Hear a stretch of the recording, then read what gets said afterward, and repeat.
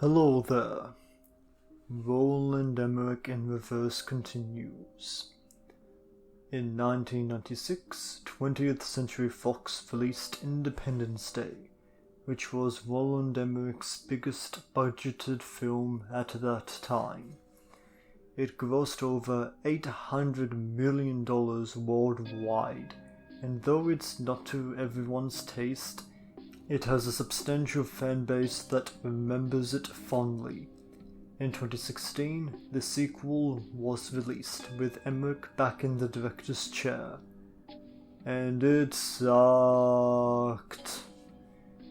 I didn't rewatch the original Independence Day prior to watching the sequel, but I remember it fairly well. It had simple characters, state-of-the-art special effects, and was a little overlong. Independence Day Resurgence is just boring. The characterization is non-existent, the acting is super standard, the visual effects are somehow worse 20 years later, and the writing is just plain awful. First off, Will Smith did not return for Independence Day Resurgence. That's right. Will Smith did not return. That's the equivalent of making a fifth Shrek movie without Mike Myers. And without Shrek. Jeff Goldblum, Brian Pullman, Brett Spiner, Judd Hirsch return, however, but they're largely just here.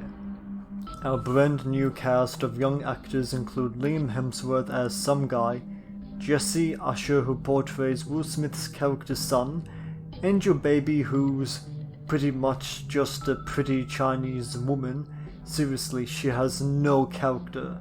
None of the other actors have characters. To call them stereotypes would be a grave insult to stereotypes. They're not even cardboard cutouts. They're even more shallow than that. The only characters that you kind of care about are the ones that return from the first movie, and that's because you know them. But the movie's so eager to be done with itself that it doesn't take the time to reintroduce them. Here's Jeff Goldblum, now here's Brian Pullman, now here's Judd Hirsch, 1 hour into the movie. Is that oddly paced? And Brett Spiner has been in a coma for 20 years, and now that he's awake, he's all too eager to get back to work. Ugh. The visual effects are so disappointing.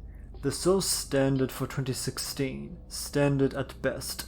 I never wanted to see the aliens digitized. The vehicles are badly composited, and I guess that the studio felt that the movie's climax needed to be bigger, so they gave us a giant alien.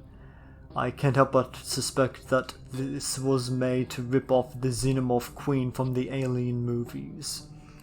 Look, I already explained why this movie sucks. I'm just talking about specific things that I didn't like right now.